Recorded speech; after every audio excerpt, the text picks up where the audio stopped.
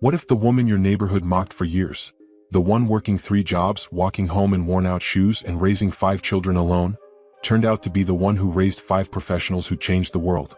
This is the untold story of Cassandra Miller, a black single mother in Nevada, invisible to society, but unforgettable in the legacy she left behind. Her hands scrubbed motel floors, but they also built doctors, engineers, and educators, one sacrifice at a time. Before we begin, make sure to like this video and subscribe to the channel if you believe in the power of real stories to inspire real change. We post stories that lift the spirit and remind us of the quiet strength found in everyday people. And when you're done watching, leave a comment below. Tell us, what part of Cassandra's journey moved you the most? Now sit back, listen closely, and prepare to meet the woman whose silent strength raised a generation. Let's get started. The sun beat down hard on the faded streets of North Las Vegas, casting long shadows over cracked sidewalks and rusted chain-link fences. It was the kind of dry heat that clung to the skin, the kind that made everything feel heavier. On Coltrane Avenue, in a row of worn-out duplexes and aging trailers, everyone knew everyone's business, or at least they thought they did. Cassandra Miller stood on her porch with a basket of laundry balanced on one hip and her youngest child's backpack in the other hand. Her uniform, a faded green from the motel where she cleaned rooms, was wrinkled and damp with sweat. Her shoes, secondhand and too tight, pinched her feet with every step, but she kept moving. She always did. Mrs. Landry, the woman who lived 2 doors down and seemed to have an endless supply of opinions and lemonade, leaned against her porch rail and shook her head. She wasn't even trying to be discreet. 5 kids and not a man in sight, she muttered loud enough for her friend to hear. She ought to stop having babies she can't afford. Cassandra didn't respond.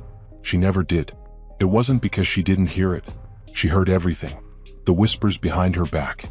The giggles from teenagers as they passed by her pushing a double stroller down the street. The way store clerks watched her too closely when she paid with coins and crumpled bills.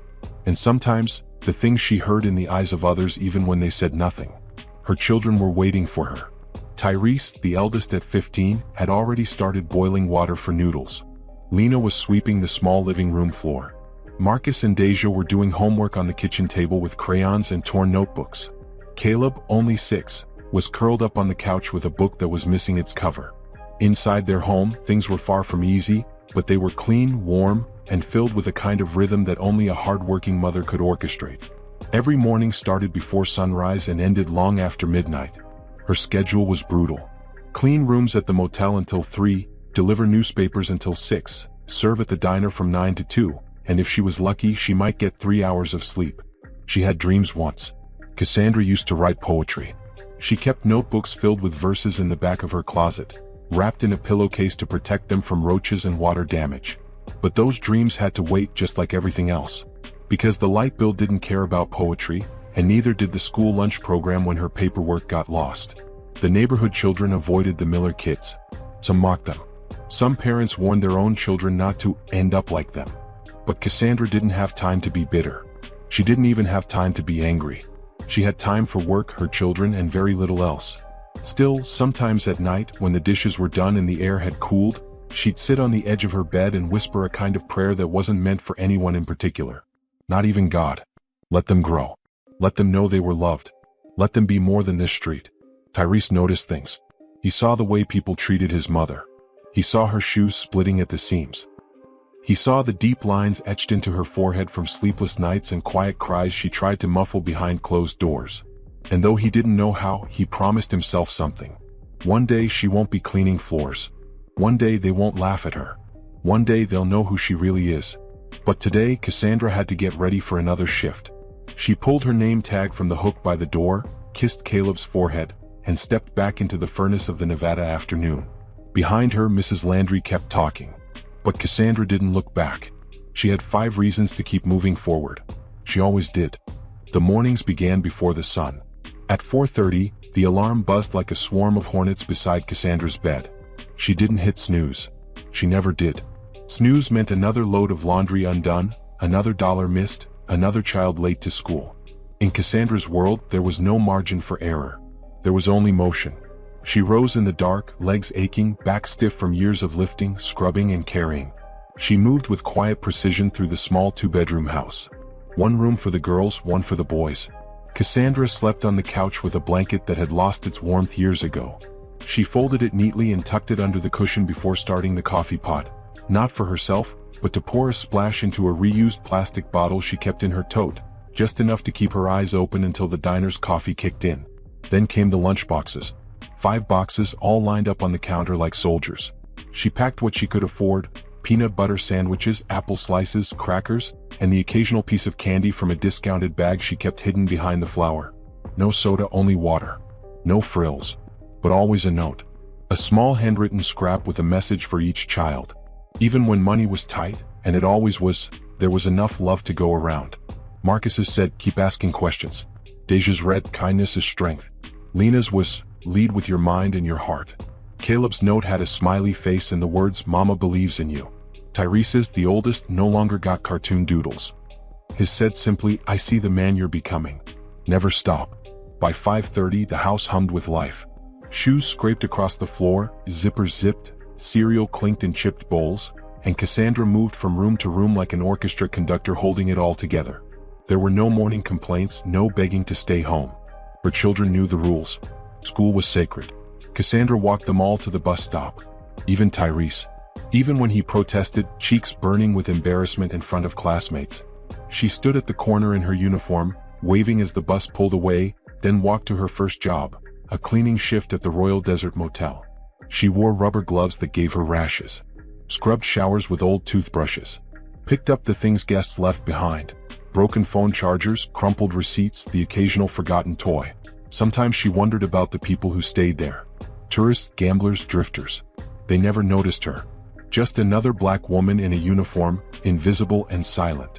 But she saw everything. The motel owner, Mr. Klein, gave her an extra half hour on Fridays to mop the stairs. He thought he was being generous. Cassandra didn't argue. She just pocketed the extra $4 and moved on. By 11, she was on her second shift, delivering flyers and papers for a local print shop. She walked the neighborhood pushing a cart with a squeaky wheel, placing envelopes in mailboxes and under mats. That was when the stares began. People whispered. Not just Mrs. Landry now. Others too. They saw her sweaty, tired, and pushing that squeaky cart in the same old shoes. Some pitied her. Others mocked. But no one helped. And Cassandra didn't ask. The third shift came at the diner, a 24-hour place on the edge of town. She arrived by 4, tied her apron, and greeted regulars with a tired smile. Some left good tips. Most didn't. But she stayed on her feet, cleared plates, took orders, and kept moving. At night, she came home to backpacks by the door and voices buzzing with stories. Tyrese had aced his biology quiz. Lena had helped a classmate with her math. Marcus drew another blueprint for a machine that could recycle water. Deja taught her friend how to spell courage. Caleb learned how to write his name in cursive. Cassandra listened to every word as if it were a symphony. She let their voices wash over her like warm water on aching skin. Then she sat at the kitchen table after they had all gone to bed, staring at bills and payment notices, calculator in hand, eyes glassy from exhaustion. She never cried in front of them. Never let them see the weight she carried. In the silence, sometimes she'd reach for one of her poetry notebooks. Not to write, just to hold it. To remember the part of her that still existed beneath the uniforms and calluses. Then she'd close it again and return to planning meals and schedules. It wasn't just 5 lunch boxes she filled every morning. It was 5 futures, 5 lives, 5 chances at something bigger than this small rented house and the judgmental stares of those who had given up long ago. And though her dreams were packed away with the poems, there was one that never left her mind. A dream she whispered every night before sleep finally claimed her. Let them make it. Let them soar. Let them build something I never had. Because Cassandra Miller had one dream, and she was feeding it 5 mouths at a time. The sky in North Las Vegas turned indigo by 7:30, but the heat lingered. Cassandra's shift at the diner didn't end until nearly midnight, and by the time she walked the 3 blocks home, her legs felt like stone. She moved slower now, careful not to twist her ankle on the uneven pavement, eyes alert for stray dogs and broken bottles. At home, the street was quiet. Porch lights flickered, television screens glowed through thin curtains, and the hum of air conditioning units buzzed like a lullaby for those who could afford to sleep comfortably. Cassandra didn't have that luxury. Her unit had been broken for 2 summers. They used fans and open windows and sometimes soaked towels draped over chairs. She unlocked the front door quietly. The children were asleep, each in their shared rooms. Tyrese had left his textbooks spread open on the floor again. Lena's socks hung off the edge of her bed. Marcus was curled with a pencil still in hand, and Deja had fallen asleep reading aloud to Caleb, her voice giving out mid-sentence. Cassandra stood in the doorway and smiled, even as her body begged for rest. She stepped into the bathroom and peeled off her uniform, wincing at the red marks on her skin where her waistband had dug in too tightly. She ran water over her face and stared into the mirror. The woman who looked back was older than 37. Dark circles hung like bruises under her eyes. Her shoulders were bent from strain. Yet her eyes, though tired, still held something sharp. Something alive. There was laundry to fold. A permission slip to sign. Tyrese needed a calculator for his advanced math class. Deja needed new shoes. The water bill was due in 3 days. She made a pot of rice before sleeping. It would stretch through tomorrow's dinner. While the rice cooked, she sat at the table and opened the notebook where she kept track of everything. Expenses, shift hours, school notes, quotes she heard on the radio. She flipped to a page that simply read, "Every hour matters." Cassandra couldn't afford to sleep a full night. Most days she got 3 hours, maybe 4 if the kids didn't wake with nightmares or sore throats. Sleep was a currency she couldn't afford. Not when there were uniforms to iron and shoes to fix with glue and string. She became an expert at cutting corners without sacrificing dignity. Toothpaste tubes were sliced open when they neared empty. Sandwiches were bulked up with shredded cabbage to make the bread go farther. At 2:30, she lay down on the couch, blanket to her chin, and stared at the ceiling. Her eyes refused to close right away. The sound of the fridge humming, the creak of the ceiling fan, the occasional cough from the kids' room, these were the lullabies she had learned to live with. She thought about her mother sometimes. A woman who had also worked herself to the bone but never found her way out. Cassandra had sworn her life wouldn't repeat. She didn't drink, didn't smoke, didn't bring men around. Her children were her world and they would never feel like burdens. Never. By 4 a.m. she was back on her feet. The cycle began again. One night, during a rare downpour, Cassandra arrived late from the diner. Her clothes were soaked through, and her shoes squelched as she walked. She had slipped on the wet tile outside the bus stop and bruised her hip. But she didn't cry. Not from the pain. Not from the stairs she got on the bus when she sat dripping, shivering in silence. What nearly broke her wasn't the fall. It was realizing that her umbrella had been the last working one, and now it was torn in half. That night, Tyrese waited up. He was supposed to be asleep, but he heard the front door creak and saw her limping. "You okay, Ma?" he asked softly. She looked at him, rain still dripping from her chin. Her hands trembled, not from the cold but from something deeper. "I'm fine, baby," she said, forcing a smile. "Just tired." He took the wet grocery bag from her hand. Inside was a small bottle of glue and a pack of markers. Caleb needed them for a class project. "You didn't have to go back out," Tyrese whispered. "Yes, I did," she replied, her voice steady. "Because when you show up prepared, they can't tell you you don't belong." He nodded. He didn't argue. He helped her out of her wet coat, and for a few minutes they sat together in silence, listening to the rain beat against the windows. That was one of the rare nights she fell asleep with her head resting on his shoulder. 4 years to come, Tyrese would remember that moment more clearly than any birthday, more than any school award. He would remember the weight of her exhaustion and the fire that still burned beneath it. Because it wasn't just that she worked hard. It was that she worked without complaint, without applause, and without fail. Each sleepless night was another brick in the foundation she was building for them. A foundation she prayed would hold them steady long after she was gone.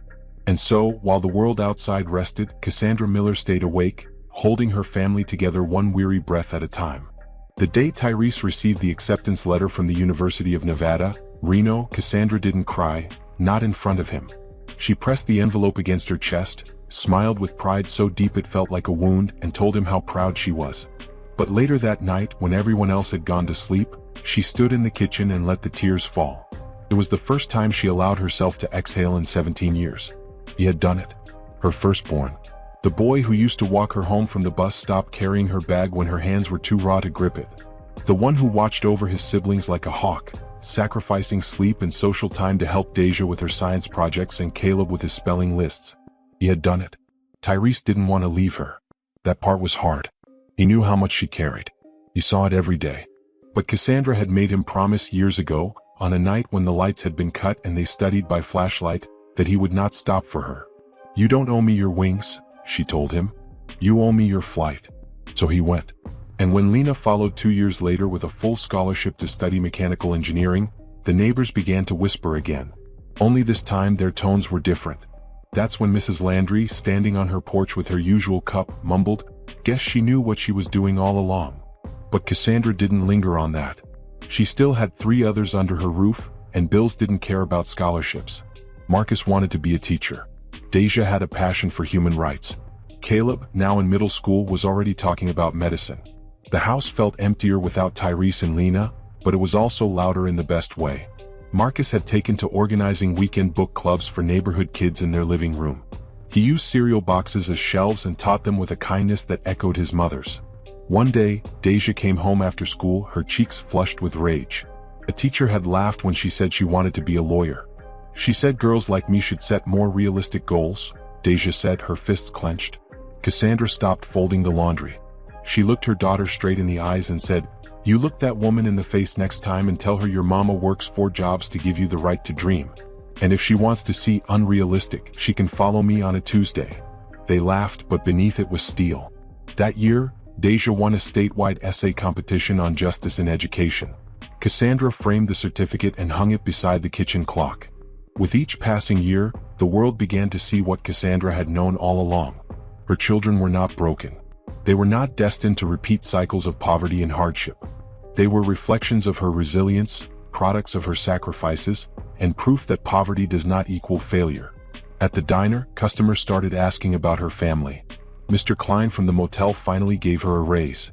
The local school invited her to speak during Career Week, not as a cleaner, but as a mother who had raised scholars.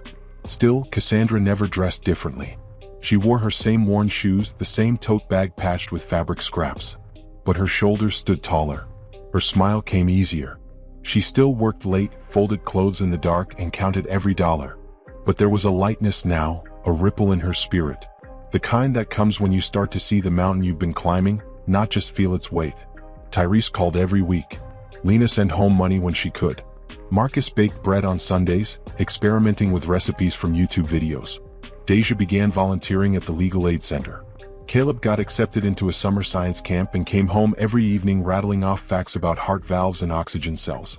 And every night, when the house quieted and Cassandra sat in her usual place by the window, she didn't write poetry anymore. She wrote letters.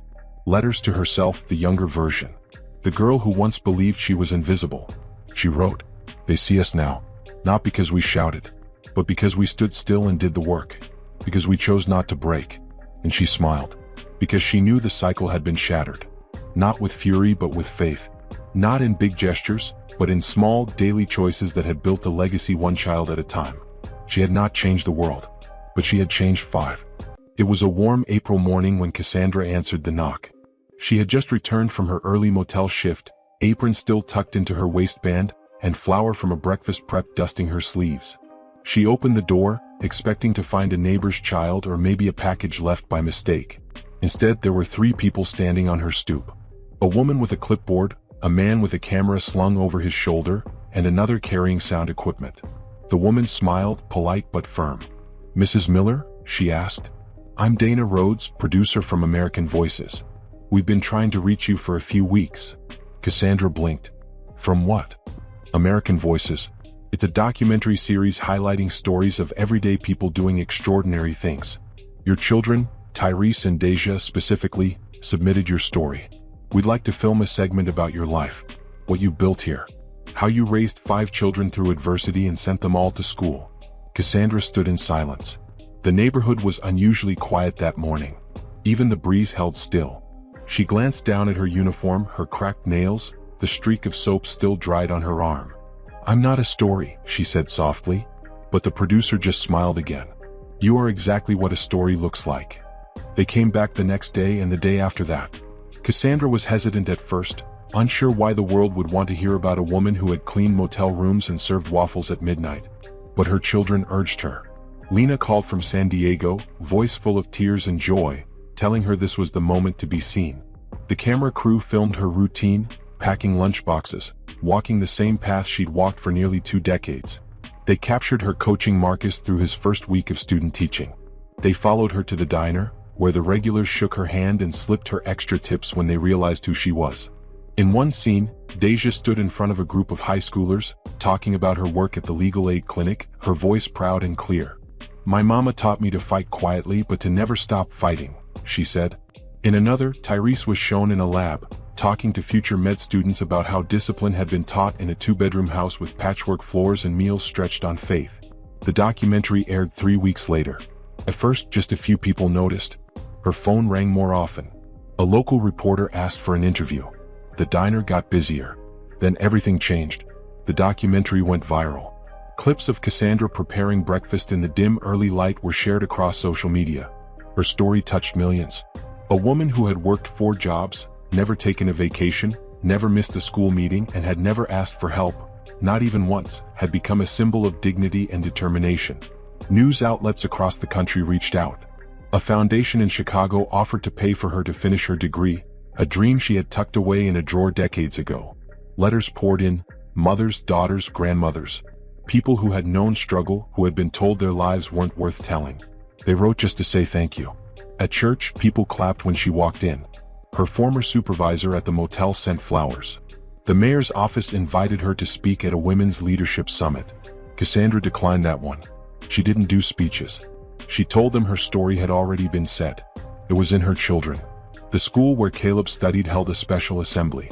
He stood at the podium, nervous but proud, and said, "My mom didn't just raise me. She built me. Like a house with no blueprint, she made sure I could stand on my own." Cassandra sat in the back, hands folded tightly in her lap, and cried for the second time in front of others. Not because of sadness, but because the world for once had looked beyond the surface. They saw the woman behind the children, the fire behind the quiet, the hands that had raised tomorrow. And while the fame would eventually pass, the documentary would remain. Archived, shared, translated. Her face, lined, tired, beautiful, would be remembered not for glamour but for grit. A woman who broke no records but broke a cycle. Who traveled no great distance but built a bridge across generations. And it all began on a narrow street in Nevada, in a house where 5 lunchboxes lined the counter and one woman believed that love, repeated every day, was enough to change the world. Cassandra walked through the supermarket with a different kind of weight on her shoulders. People greeted her by name now. Strangers offered to help her carry bags. The cashier who used to roll her eyes at her coupons now asked for a photo with her after scanning her groceries. But what struck Cassandra most wasn't the attention. It was the shift in tone. Where there had once been whispers of pity or mockery, now there was reverence. Respect. Even from those who used to call her cursed behind her back. Mr. Daniels, who once chuckled at the way her kids wore hand-me-downs, now stopped her in the bread aisle. "I owe you an apology," he said, eyes lowered. "I didn't see what you were doing back then." Cassandra didn't scold him. She simply nodded. Most people don't see till it's finished. And maybe that was the truth of it. For years she had been laughed at, pitted, gossiped about. People had questioned her parenting, her finances, her choices. But they never asked about her sacrifices. They didn't see the meals she skipped so her children could eat. The nights she walked home in silence with a broken shoe and blistered feet. The birthday party she couldn't afford, so instead she told stories by candlelight and made her children laugh until they forgot there was no cake. They didn't see the tears wiped away in bathroom stalls. The calluses on her hands from mopping. The deep breaths she took before answering another insult with grace. But they saw now. The city council named a day after her. Cassandra Miller Day, the first Saturday in September. A small event was held in the community center, where her former teachers, co-workers, neighbors, and now-grown children spoke. Caleb presented her with a plaque that read, "To the hands that never let us fall." Lena flew in from California. Tyrese drove down with his fiancée. Marcus brought his classroom of 3rd graders, and they all wore t-shirts that said "Miss Cassandra raised me too." Deja, standing tall in a fitted blazer, read a poem she wrote titled "Home is a Woman." Cassandra stood beside them, overwhelmed but composed. When they handed her the microphone, she held it carefully. Her voice was quiet but clear. "I didn't do anything special," she said. "I just refused to give up. No speechwriters. No rehearsals. Just truth." Later that night, when the lights were off and the crowd had gone home, she sat at the kitchen table alone, surrounded by flowers and hand-painted cards. Her house looked the same. The walls still held stains from years gone by. The sofa still had springs that squeaked. But the energy had shifted. Her family had made it. Not without scars, not without struggle, but they had made it. And more importantly, they remembered. Tyrese often reminded his siblings, "We weren't lucky. We were led." What once felt like a curse, being a single mother, being mocked, being poor, had been transfigured into something sacred. Cassandra had not been broken by her circumstances. She had mastered them. She used them. She turned every ugly word thrown her way into another rung in the ladder her children climbed. Now people in town spoke of her as an example. Young girls pointed her out at church. Teachers referenced her story in classrooms. Her name had become more than a name. It was a reminder. A reminder that greatness does not always wear suits or speak from podiums. Sometimes, it wears aprons and stands in silence while shaping the future in small, invisible ways. Cassandra never changed her address. Never remodeled the house. She said it kept her grounded. Her children offered many times to move her somewhere nicer. But she'd smile and say, "Why leave the soil that grew you?" Instead, they built around her. Extended the porch. Added a garden out back. Put up wind chimes she'd always loved but never bought. The neighborhood, once known for its hard corners, now had pride. People started painting their fences, planting flowers, fixing sidewalks. The street changed because the woman it once mocked had turned it into something worth honoring. And so, Cassandra Miller lived not as a symbol but as a constant. Quiet, resilient, fierce in her love. The same hands that scrubbed floors now held the hands of grandchildren. And those who once watched her struggle from behind curtains now watched her legacy bloom in the open, undeniable sunlight. Years had passed. The home on Sycamore Street stood as it always had, modest, weather-worn but full of life. The porch now creaked under the weight of grandchildren's footsteps. Wind chimes danced in the breeze, their melody faint but persistent, like the woman who had hung them. Cassandra Miller sat in her usual chair beneath the awning, wrapped in a shawl Deja had brought back from a conference overseas. Her hair had thinned and grayed, but her eyes still carried that same steady fire. Across the street, children played.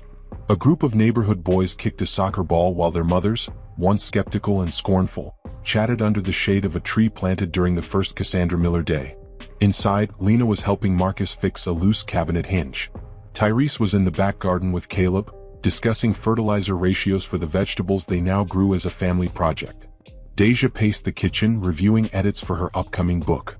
Their lives had stretched far beyond Nevada, but they always returned here. To her. To the roots.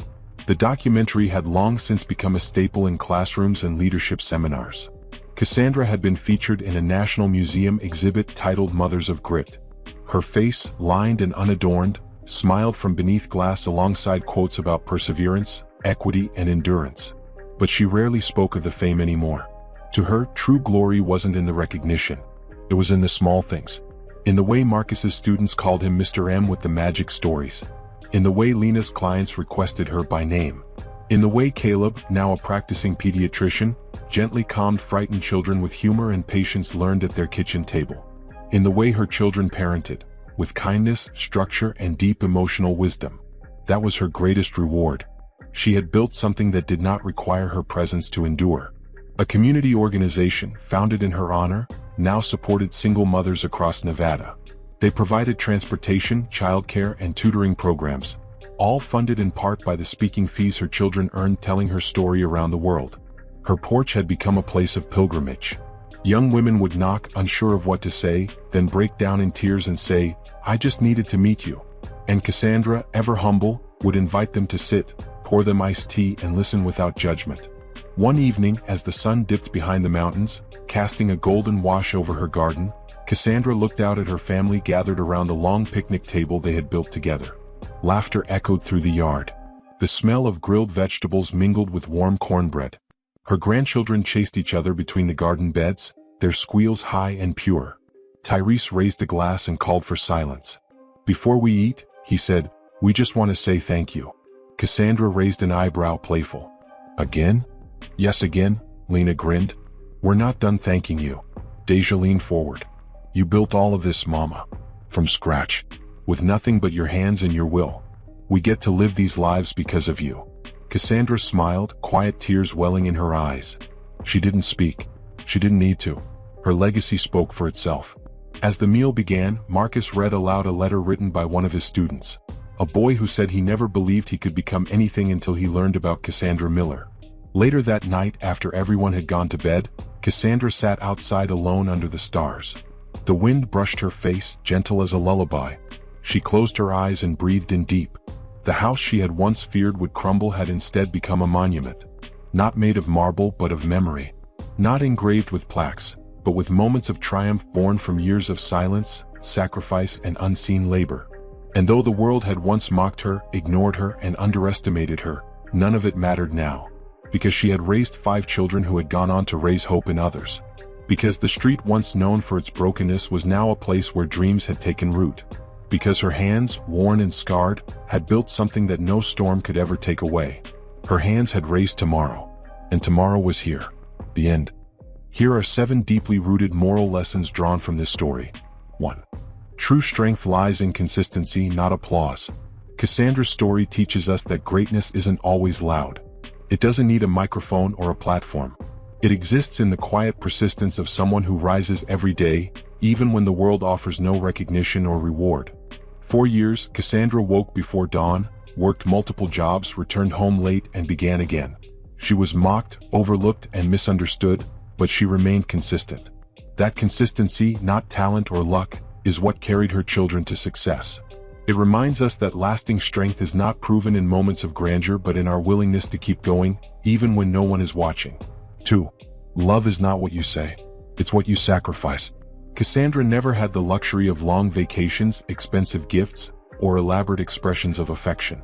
But what she gave her children was love in its purest form, sacrifice. She gave up meals so they could eat, sleep so they could study, and personal dreams so they could have a future. Her sacrifices were daily, uncelebrated, and often invisible.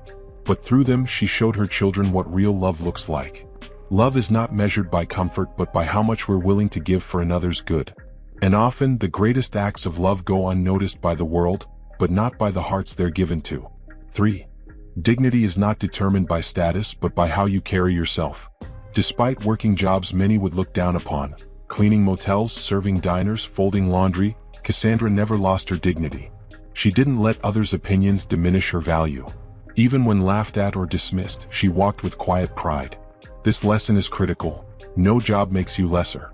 What matters is the honesty of your labor and the purpose behind it.